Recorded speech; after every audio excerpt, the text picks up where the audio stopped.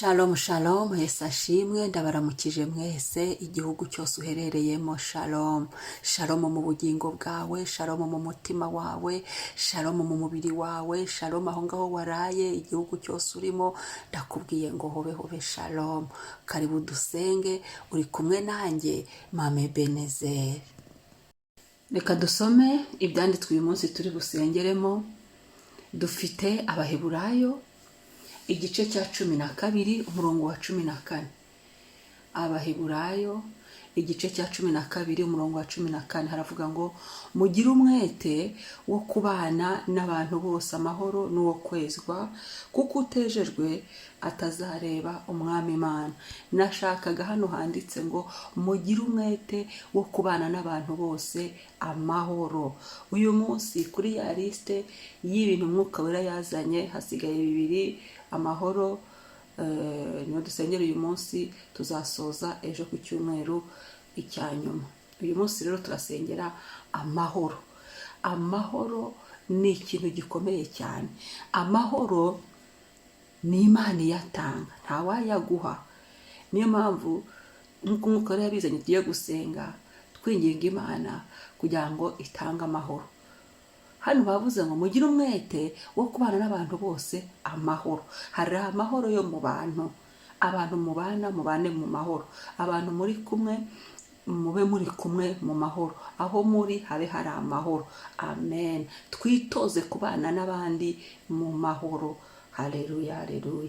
Reka twongere dusome irindi jambo riri muri Filemoni igice cya mbere umurongo wa 3. Filemoni igice cya mbere umurongo wa 3 aravuga ngo ubuntu bube muri mwe n'amahoro biva ku Mana Data wa twese no muri Yesu Kristo. Bivuga ngo amahoro atangwa n'Imana, nta muntu waguha amahoro ngo ubuntu bube muri mwe n'amahoro. Ni ukuvuga ngo amahoro abe muri twe biva ku Mana. Ni ukuvuga ngo amahoro dushaka ni amahoro atangwa n'umwami Imana. Rero Data wa twese atugirire neza, twifuza ayo mahoro Imana itanga, twifuza ayo mahoro yuzura mu mutima ariko aturutse kuri Kristo, kuko nyuma yo kwihana ibyaha tubona amahoro. Kristo rero icyamuzanye ni ukugira ngo dukize icyaha, tugire amahoro. Umwami Yesu abisingirizwe, umwami Yesu abihererwe icyubahiro. Haleluya haleluya. Irindi jambo tusengeramo ni Abatesalonike ba kabiri igice cya 3 umurongo wa 16. Abatesalonike ba kabiri igice cya 3 umurongo wa 16. Nuko rero umwami wacu w'amahoro ajye abaha amahoro iteka ryose mu buryo bwose. Umwami abane namwe mwese. Haleluya.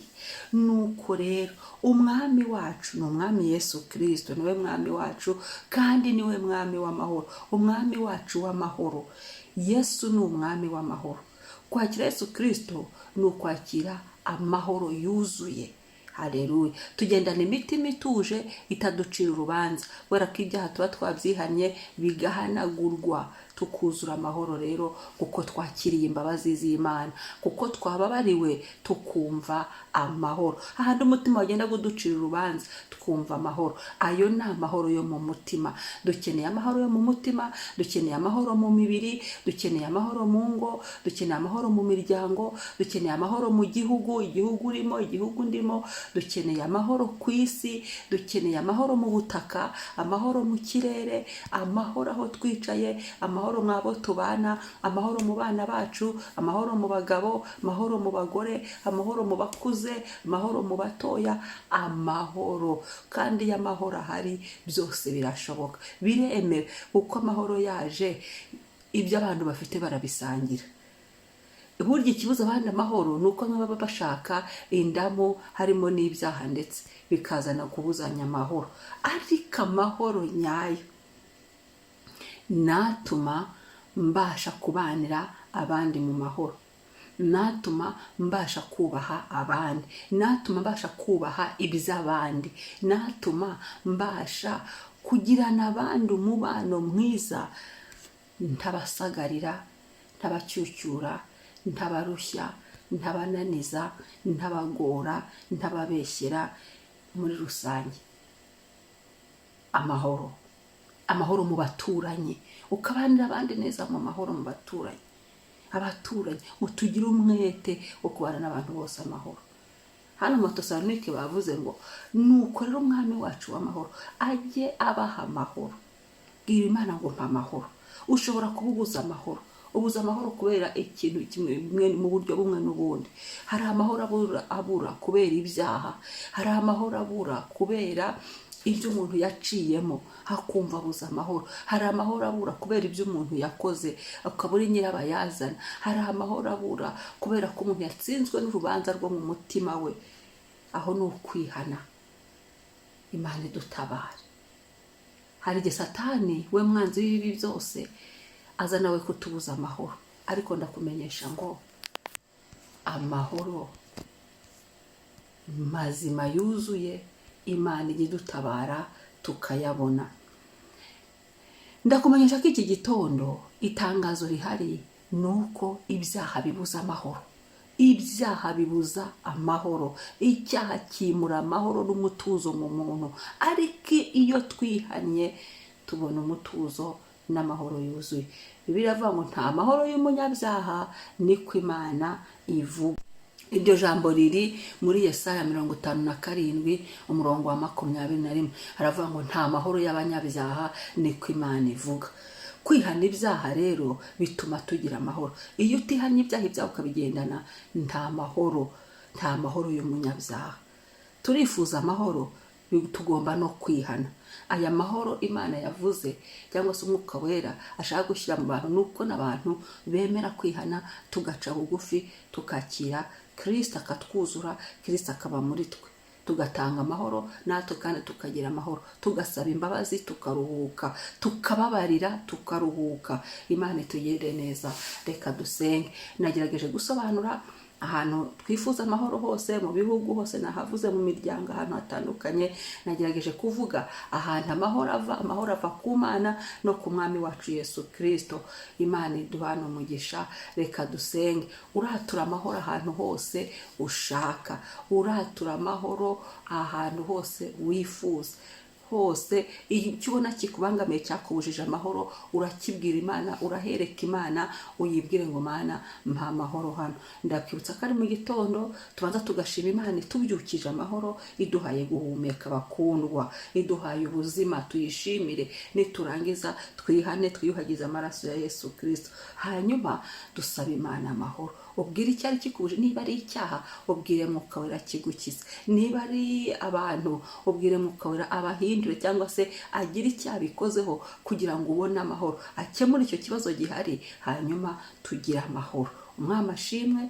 Kristo abihererwe icyubahiro wo kudutabara akaduha amahoro. Haleluya.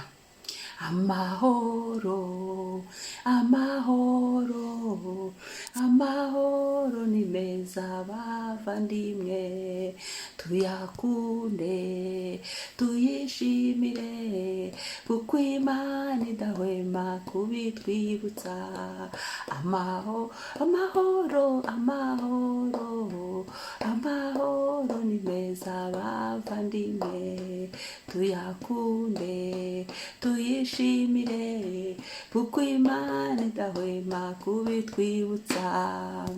Mana y'amahoro menshi, Mana y'urukundo, turagushimiye ko turamutse uduhaye amahoro, aho tubyukiye uduhaye amahoro, igihugu turimo uduhaye amahoro, inzu twarayemo zirimo amahoro. Haleluya. Turagushimiye, ni wowe uduhaye umutekano n'amahoro. Turabigushimiye kuturinda, turabigushimiye kuba tubyutse, turabigushimiye impano y'ubuzima, turayigushimiye kubaho, turabigushimiye kuba duhumeka, turabigushimiye kuba tukibasha kuvuga bikemera, tugahagarara tukagenda bikemera, turabigushimiye. Haleluya. Himbazwa Mwami, wakoze kuduha gusinzira tukabyuka, wakoze Yesu, icyubahiro kibi cyawe. Mana shimwa, Mana shimwa, shimwa Yesu, uko biri kose shimwa. Urakoze kutwemerera kubaho, urakoze kuduha umwuka tugahumeka ku buntu. Icyubahiro n'ikuzo n'ibibi byawe mwami w'abami. Kristo mwiza, turagushimira wowe mwami w'amahoro, turagushyira hejuru. Oh haleluya, twongeye kwihana icyaha cyose cyatubuzaga amahoro, icyaha cyose cyari kitubaruyeho, icyaha cyose twakoze cyari kituriho. Mwami Yesu, kubwira ijoro tubabarire, duhanagure inzandiko zose byaturegaga. Yesu, amaraso ya Yesu natunyuremo, atwoze, yoza amazina yacu nonaha, amazina yacu niyozwe, imibiri yacu niyozwe, twuhagijemo amaraso ya Yesu. Icyaha cyose nikivemo, imbaraga z'icyaha zimenagurike mu izina rya Yesu, mu izina rya Yesu. Ibiganza byacu byozwe, intambwe zacu zose, ibirenge byacu byozwe mu maraso ya Yesu. Haleluya, turiyuhagiye n'amaraso ya Yesu. Haleluya, mu mwuka wacu tuhuhagijemo amaraso ya Yesu. Ikintu cyose cyari kirimo kitagomba kubamo nigihanagurwe mu maraso yawe mwami. Haleluya, haleluya, ndagushimiye Kristo, himbazwe. Nakiriye imbabazi zawe, nakiriye ubuntu bwo kubabarirwa. Haleluya, uyu munsi mwami nta kindi dufite kuvugira imbere yawe, turimo turagusaba amahoro. Haleluya, Yesu mwami w'amahoro, twuzuza amahoro, twuzuza amahoro mu mitima yacu, twuzuza amahoro mu bugingo bwacu, twuzuza amahoro ku mazina yacu. Mwami, cyatubuzaga amahoro turwanirire, abatubuzaga amahoro turwanirire. Kristo mwiza, dutsindire, wewe dukweho ububata bw'icyaha. Haleluya, mwami w'amahoro Yesu Kristo, duha amahoro. Mu Batesalonike wa 2:3-16 havuze ngo wewe mwami wacu w'amahoro ujye uduha amahoro iteka.